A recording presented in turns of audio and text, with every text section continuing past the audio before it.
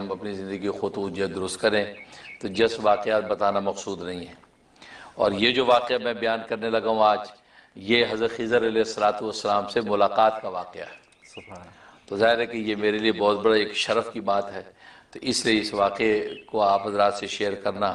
اور جیسے خاص مریدین کو میں رمضان کے ہی لمحات میں ان کے ساتھ شیئر کیا کرتا ہوں، تو اس لیے رمضان ہی کا ہمیں انتظار تھا کہ واقعہ شیئر کروں. اور پھر کہ یہ واقعہ چونکہ میرے پیر و مرشد، میرے والد نسبتی شہید اسلام سلطان الفقراء حضرت مولانا محمد یوسف لدھیانوی شہید رحمۃ اللہ علیہ حیات تھے، زندہ تھے، ان کے ساتھ بھی میں شیئر کر چکا ہوں. اس لیے میں نے سوچا کہ چونکہ اس کی اتھینٹسٹی بھی بن چکی ہے، اس لیے اس واقعے کو میں آگے اگر شیئر کروں تو اس میں کوئی مذاقہ نہیں ہے، بلکہ ہو سکتا ہے نافع ہو. اس لیے کہ حضرت خضر علیہ السلام کی شخصیت حیات اور وفات کے حوالے سے کنٹروورشل ہے، کیونکہ آپ جانتے ہیں کہ محدثین کا مذہب یہ ہے کہ وہ وفات پا چکے ہیں جیسے کہ حدیث بتاتی ہیں، لیکن محققین علماء کا مذہب یہ ہے، اور خاص طور صوفیہ اکرام کا مذہب یہ ہے کہ وہ زندہ ہیں،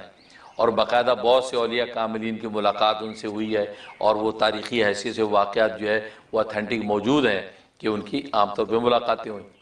تو اس حوالے سے جو ہے یہ کنٹروورسی بھی ہے. ہو سکتا ہے کہ بہت سے لوگوں کو اس کے اندر اعتراض ہو اور وہ کہیں گے ہم نہیں مانتے. ان کو بالکل حق ہے، کیونکہ معاملہ ایسا ہے اس میں ان کو اختلاف کا حق ہے، ان کو نام ماننے کا حق ہے. ہم کو زبردستی نہیں، ہمیں اللہ نے جو دکھایا ہم اس کو ظاہر کریں گے. اور باقی یہ کوئی ایسی بات بھی نہیں میں کہہ رہا کہ جو پہلے کبھی دنیا میں ہوئی نہیں ہے. تو ماشاءاللہ بہت سے لوگوں کو اللہ تبارک و تعالی نے حضرت خضر علیہ السلام سے ملاقات کروائی. تو یہ تو ہوا یہ کہ یہ غالباً سن 1995 کا واقعہ، 95 کا واقعہ غالباً. تو میں جو ہے ہر سال میرا انگلینڈ جانا ہوا کرتا تھا. تو ایک تو اگست میں جاتے تھے ہم، خود ہمارے پیر و مرشد والد نسبتی حضرت لدھیانوی شہید رحمۃ اللہ علیہ کے ساتھ ختم نبوت کانفرنس کے لیے، برمنگم میں وہ کانفرنس ہوتی تھی، اس کے لیے جاتے تھے. اور کبھی رمضان میں بھی وہاں کے احباب بلا لیتے تھے تو رمضان میں بھی میں چلا جایا کرتا تھا. تو 95 تک تقریباً یہ میرا سلسلہ وہاں جانے کا رہا، اور غالباً یوں سمجھے کہ انگلینڈ کا یہ آخری سفر ہی تھا جو میں نے یہ کیا تھا. تو اس کے لیے کہ میں وہاں گیا، یہ رمضان سے پہلے کا سفر تھا. تو ترتیب یہ ہوتی تھی ہم پہلے عمرہ کرتے ہوئے پھر جاتے تھے، یا یہ کہ واپسی جب ہو رہی ہے تب عمرہ کرتے ہوئے واپس پاکستان آتے تھے. اس دفعہ ترتیب یہ بنی کہ عمرہ کرتے ہوئے، یا رمضان کا عمرہ تھا، رمضان کا عمرہ کرتے ہوئے ہم جو ہے جائیں گے انگلینڈ. اب وہ سارے سفر کی تیاری ہوگی، میں اکیلا ہی تھا.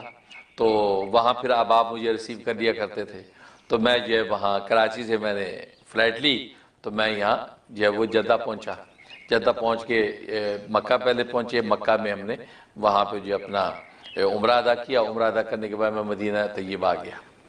اچھا، یہ 3 دن یا 4 دن کا سٹے ہوتا تھا، تاکہ پھر ہمیں آگے جانا تھا، کیونکہ وہاں پہ لوگ احباب بھی انتظار کرتے تھے. اب میں مدینہ جب ٹھہرا ہوں، اصل مدینہ کے اندر مدینہ سے احوال ایسے ظاہر ہونا شروع ہو گئے تھے کہ میں خود بھی حیران تھا کہ کچھ کوئی مختلف ہونے والا ہے. ہاں، تو مدینے والے کی برکتیں ساری، ہاں اصل تو وہی ہے. تو میں مدینہ طیبہ میں جب پہنچا تو وہاں صلاۃ والسلام کے لیے پیش ہوتے تھے، اور رمضان کا کتنا رش ہوتا ہے، تو روضہ اقدس پر پہنچنا تو آسان کام ہی نہیں تھا. اچھا، اس وقت یہ اقدام عالیہ کا حصہ کھلا ہوا تھا. میں نے سنا اب اقدام عالیہ کا حصہ بند کر دیا انہوں نے، لیکن اقدام عالیہ کا حصہ کھلا ہوا تھا. اقدام عالیہ کا مطلب ہے کہ نبی کریم صلی اللہ علیہ وسلم جیسے آرام فرما رہے ہیں، آپ کے قدموں کی طرف کا جو ایریا ہے. اور ہمارے جو پیر و مرشد میرے والد نسبتی سلطان الاولیاء حضرت مولانا محمد یوسف لدھیانوی شہید رحمۃ اللہ علیہ، ان کی عادت شریفہ تھی کہ وہ اقدام عالیہ میں بیٹھتے تھے، اور فرماتے تھے میں رسول اللہ کے قدموں میں بیٹھوں، یہ مجھے اچھا لگتا ہے. تو ہم بھی ان کے ساتھ جب عمرہ حج پہ گئے تو وہ اسی طرح ہم بھی وہاں بیٹھے. اب میں بھی جب سفر کر کے آیا تو میں بھی اقدام عالیہ میں بیٹھا، اقدام عالیہ میں. اب وہ آپ کو پتا ہے دسترخوان بچھ جاتے ہیں افطاری کے لیے، دسترخوان بچھ گئے، اقدام عالیہ میں بیٹھا ہوں. تو اب سامنے وہ روضہ اقدس کی وہ ہے، یہ ترتیب ہے کہ بھی قدم مبارک ہماری طرف ہے. تو میں بیٹھا ہوں اور لوگوں کو کھانا وانا لگ رہا ہے. تو میں بیٹھا ہوں، تو میں ایسے آلتی پالتی مار کے بیٹھا ہوں، تو میں نے یوں ایسے آنکھیں بند کی مراقبے میں ایسے چلا گیا. اب مراقبے میں گیا ہوں تو مجھے روضہ اقدس منکشف ہو گیا. سبحان اللہ، روضہ اقدس منکشف ہو گیا. سبحان اللہ. اب رسول اللہ صلی اللہ علیہ وسلم سامنے تخت شاہی پر بیٹھے، اللہ سبز رنگ کا تخت ہے، انتہائی حسین و جمیل، سبحان اللہ، اور ادھر گو تکیہ لگا ہوا ہے مرون کلر کا، سبحان اور گو تکیے پہ آپ یوں ٹیک لگا کے بیٹھے جیسے بادشاہ وقت نہیں بیٹھتا، اللہ، مجھے بیان بھی نہیں ہو رہا یہ کیفیت، وہ یوں بیٹھے ہیں، اور آپ نے سر کے اوپر ایسا تاج پہنا ہوا جیسے کیا شاہی تاج ہوں گے، اور حسن و جمال کا کیا عالم، اور روب و دبدبہ کیا، آپ کی نور ہی پھوٹ رہا ہے، اور یوں ٹیک لگا کے بیٹھے ہیں۔ اچھا عجیب بات یہ کہ جتنے خدام پھر رہے ہیں، اچھا ٹیک لگا کے آپ پوری مسجد نبوی کے اندر نا احکامات جاری کر رہے ہیں، اشارہ کرتے ہیں انگلی سے، اس کو دے دو کھانا، اس کے آگے روٹی رکھو، اس کے آگے یہ چیز رکھو، یہ کر رہے ہیں، یعنی جیسے وہاں جو خدام جتنا کام کر رہے ہیں وہ تو اس وقت ان کے شروع ہوا کہ رسول اللہ ان کو گائیڈ کرتے ہیں۔ سبحان اللہ، اب میں بھی بیٹھا ہوں راقبے میں، تو میرے سامنے ایک آدمی آتا ہے جو لوگوں کو چیزیں بانٹ رہا ہے، اور وہ پاکستانی آدمی ہے، مجھے آج تک یاد ہے، پاکستانی آدمی ہے، چہرے مورے سے پتہ چل جاتا ہے، تو چھوٹی چھوٹی اس کی داڑھی ہے، اور سبز رنگ کی ٹوپی پہنی ہوئی ہے، ہری ٹوپی پہنی ہوئی ہے، اور ذرا بھاری سا اس کا چہرہ گول، تو وہ چلا آ رہا ہے، تو اس کو اشارہ کرتے ہیں، میرے لیے اشارہ کرتے ہیں، ان کے آگے یہ ڈبل روٹی رکھو، وہ ایک بند سا ہوتا ہے نا روٹی کا، ہے بالکل، بالکل، وہ بند آپ اشارہ کرتے ہیں میری، ان کے آگے یہ رکھو، اور پھر وہاں زاتر ہوتا ہے، وہ زاتر، تو آپ اشارہ فرماتے ہیں ان کے سامنے زاتر بھی رکھو، سبحان اور وہ میرے سامنے رکھتا ہے۔ اچھا میں رسول اللہ صلی اللہ علیہ وسلم کو یوں دیدار کر رہا ہوں، تو میں حیران ہو رہا ہوں کہ رسول اللہ صلی اللہ علیہ وسلم جو ہے وہ کس طرح لوگوں کو احکام جاری کرے، اس کے آگے یہ رکھ دو، اس کو یہ دے دو، اس کو کھجورے دے دو، تو میرے لیے جب یہ کہا تو اس بندے نے جیسے میرے آگے رکھا، تو میں رسول اللہ صلی اللہ علیہ وسلم کے چہرے انور سے نگاہ ہٹا کے یوں سامنے دیکھا دسترخوان پہ، جیسے میں دیکھا میری آنکھ کھل گئی، یعنی میں وہ کیفیت ختم ہو گئی، جب آنکھ کھلی تو آدمی میرے سامنے وہی چیزیں رکھ رہا تھا، اچھا، سبحان اللہ، سبحان اللہ، یعنی یہ تو کمال ہے، یعنی وہی چیزیں رکھ رہا تھا، وہ زاتر رکھ رہا تھا، اور وہ ڈبل روٹی کا وہ ٹکڑا جو ہے بند کا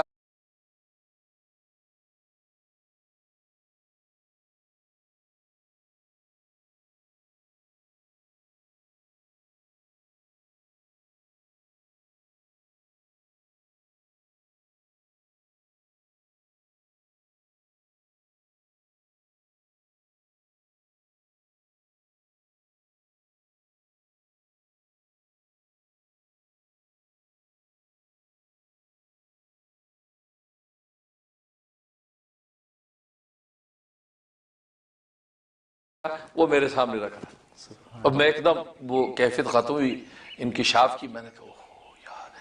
یہ رسول اللہ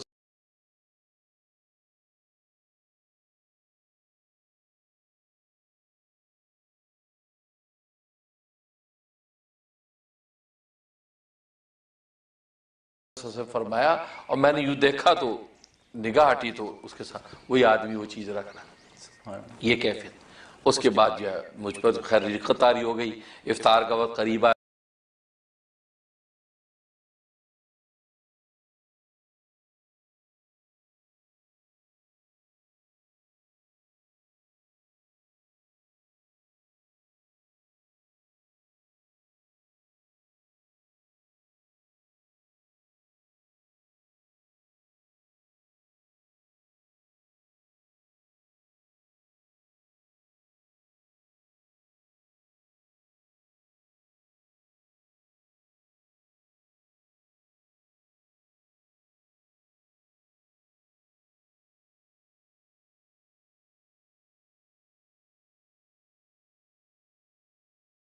لوگ دعائیں کرنے لگے تو میں اپنی خاص دعا پڑھی، الصلاۃ والسلام علیک یا رسول اللہ، الصلاۃ والسلام علیک یا حبیب اللہ، میں وہ بھی پڑھتا رہا، اور وہ افطاری سے فارغ ہوئے، فارغ ہونے کے بخیر ہم اپنے